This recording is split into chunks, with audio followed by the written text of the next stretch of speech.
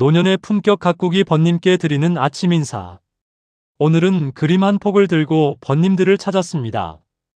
270여 년 전 어느 화가가 파스텔 가루로 그려낸 한 소녀의 모습입니다. 그림 속 소녀는 쟁반을 받쳐들고 막 방문을 나서려는 참인데 그 손끝의 정교함과 옷자락의 결이 어찌나 생생한지 지금도 보는 이들의 탄성을 자아냅니다. 오늘은 이 그림을 함께 들여다보며 그 속에 담긴 이야기들을 하나씩 풀어보고자 합니다.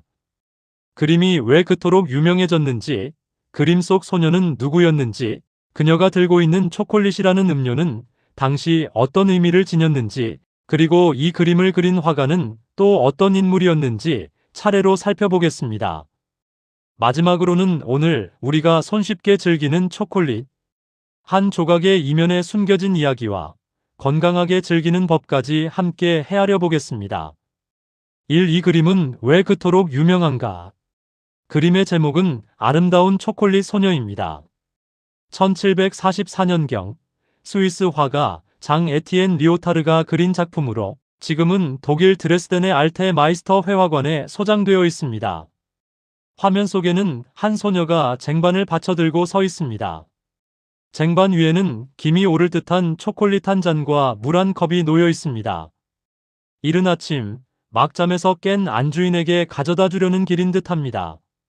소녀는 옅은 분홍빛 보닛을 쓰고 회색 치마 위에 정갈한 앞치마를 둘렀습니다. 발걸음을 옮길 때마다 치마자락이 사뿐히 바스락거릴 것만 같습니다. 이 그림이 사람들을 놀라게 한 것은 다름 아닌 그 기법입니다. 캔버스에 기름으로 그린 그림이 아니라 부드러운 파스텔 가루를 손으로 문질러 만든 작품입니다. 그런데도 윤이 나는 오칠 쟁반에는 창틀의 빛이 그대로 비치고 유리컵 속 물은 투명하게 살아있으며 도자기에 담긴 초콜릿은 단내가 코끝에 닿을 듯합니다. 파스텔이라는 물은 재료로 이토록 정교한 사실감을 만들어냈다는 것이 당시로서는 경이로운 일이었습니다. 리오타르와 같은 시대를 살았던 또 다른 파스텔의 대가 로살바 카리에라는 이 그림을 보고 이제까지 본 것 중 가장 아름다운 파스텔이라 격찬했다고 전해집니다. 평범한 소녀 한 사람을 그렸을 뿐인데 그 그림이 270여 년이 지난 오늘까지 세계인의 사랑을 받는 명작으로 남아있는 것입니다. 그림 속 소녀는 누구인가? 이 매혹적인 소녀의 정체에 대해서는 두 가지 이야기가 전해 내려옵니다. 첫째는 비엔나 은행가의 딸 샬롯 발도프라는 설입니다. 그녀는 합스부르크 궁정에 시녀로 들어가 봉직하였는데 그곳에서 그녀를 본 오스트리아의 명문 디트리히슈타인 가문이 한 왕자가 마음을 빼앗겼고 훗날 그녀는 디트리히슈타인 백작 부인이 되었다고 합니다. 둘째는 한층 낭만적인 신데렐라를 닮은 이야기입니다. 디트리히슈타인 가문의 왕자가 비엔나의 어느 초콜릿 가게에 들렀다가 그곳에서 초콜릿을 나르는 가난한 웨이트리스 안나 발도프에게 첫눈에 마음을 빼앗겼다는 것입니다. 집안의 반대를 무릅쓰고 그녀와 혼인한 왕자는 결혼 선물로 화가 리오타르에게 아내의 초상을 부탁했습니다. 그리하여 한때 초콜릿을 서빙하던 처녀는 자신이 입던 그 모습 그대로 화폭에 남게 되었습니다. 어느 이야기가 진실인지는 오늘날까지 분명히 가려지지 않았습니다. 다만 한 가지는 분명합니다. 신분이 낮았던 한 여인이 화가의 손끝에서 영원한 존재로 남게 되었다는 사실입니다. 3. 그 시절의 초콜릿은 어떤 음료였나? 오늘날 우리에게 초콜릿은 마트 어디서나 살 수 있는 흔한 간식입니다. 그러나 그림이 그려지던 18세기 유럽에서는 전혀 다른 이야기였습니다. 초콜릿의 뿌리는 약 4000년 전 메소아메리카로 거슬러 올라갑니다. 마야인들은 야생의 카카오 나무에서 콩을 따볶고 갈아 물과 옥수수 가루, 고추를 섞어 걸쭉하고 거품 가득한 음료로 마셨습니다. 훗날 아즈텍인들도 이를 이어받아 초콜릿을 신들의 음식이라 부르며 신성하게 여겼습니다. 카카오 콩은 화폐로도 쓰일 만큼 금보다 귀한 것으로 취급되었습니다. 16세기 아메리카에 닿은 스페인 사람들이 이 카카오를 유럽으로 들여왔습니다. 쓴맛이 강했던 음료에 유럽인들은 설탕과 꿀, 계피를 더해 마시기 시작했고 17, 18세기에 이르러서는 유럽의 왕실과 귀족들 사이에서 아침마다 페이스트리와 함께 초콜릿 음료를 즐기는 풍습이 크게 유행했습니다. 1657년 런던에는 최초의 초콜릿 하우스가 문을 열었고, 이는 곧 부유층의 사교 공간으로 번성하였습니다.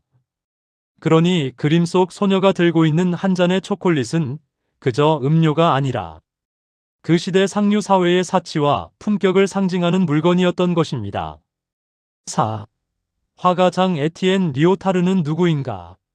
리오타르는 1702년 스위스 제네바에서 태어났습니다. 파리에서 그림을 익힌 뒤 후원자를 따라 나폴리와 로마를 거치며 교황 클레멘스 12세의 초상을 그렸고, 1738년에는 터키의 콘스탄티노플로 건너가 4년을 머물렀습니다. 이 시절의 경험이 그의 인생을 바꾸어 놓았습니다. 유럽으로 돌아온 뒤에도 그는 오랫동안 터키식 옷차림을 즐겨 입었고, 이로 인해 터키 화가라는 별명을 얻었습니다. 수염을 기르고 터키풍 복장을 한 채 유럽의 궁정을 두루 돌아다니며 초상화를 그렸으니 자신을 하나의 살아있는 화재로 만든 셈입니다. 그가 그린 터키풍 의상의 여인. 초상은 후원자들 사이에서 큰 인기를 얻어 여러 점이 반복해 제작되기도 했습니다. 1743년부터 2년간은 비엔나의 마리아 테레지아 황실에 머물며 황후와 황실 가족의 초상을 여러 점 남겼는데, 아름다운 초콜릿 소녀도 바로 이 시기에 그려진 작품입니다.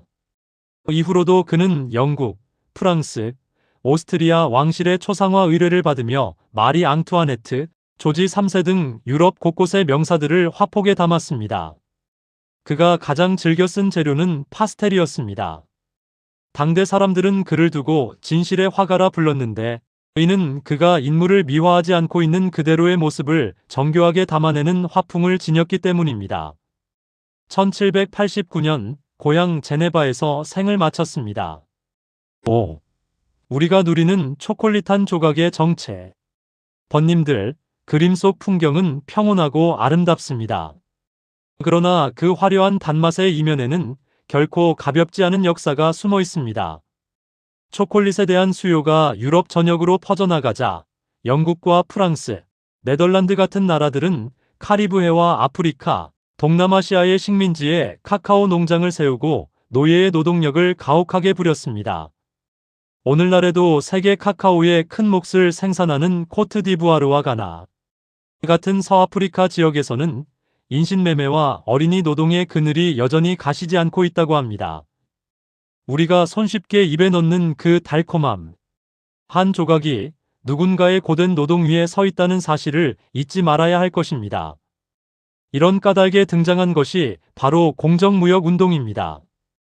커피나 바나나처럼 초콜릿 또한 공정한 거래를 거친 제품을 골라 소비하려는 움직임이 세계 곳곳에서 이어지고 있습니다. 6. 다크 초콜릿의 건강정보. 초콜릿은 적절히 즐긴다면 우리 몸에도 유익한 면이 있습니다. 카카오 함량이 높은 다크 초콜릿에는 폴리페놀과 플라바놀 같은 성분이 풍부한데, 이는 혈관을 넓혀 혈압을 낮추고 혈류를 개선하는 데 도움이 된다고 알려져 있습니다. 항산화 작용으로 세포의 노화를 늦추는 효과도 보고되고 있으며, 카카오 함량 70% 이상의 다크 초콜릿을 적당량 즐기는 것이 건강에 가장 이롭다는 것이 여러 연구의 공통된 결론입니다. 다만 무엇이든 과함은 모자람만 못한 법, 하루 한두 조각이면 충분할 것입니다. 맺는 말. 번님들, 270여 년 전 한 화가가 파스텔로 빚어낸 소녀의 모습은 오늘도 변함없이 그 자리에 머물러 있습니다. 그러나 그 손끝에 들린 초콜릿 한 잔에는 달콤함과 사치, 그리고 누군가의 고단한 노동까지 함께 녹아 있었음을 헤아려 봅니다. 오늘 하루 작은 초콜릿 한 조각을 입에 넣으실 때 그 안에 깃든 오랜 이야기도 함께 음미해 보시기를 바랍니다. 오늘도 평안한 하루 되시기를 바랍니다. 노년의 품격 가꾸기이었습니다. 해시태그 아름다운 초콜릿 소녀, 해시태그 장 에티엔 리오타르, 해시태그 파스텔 화가.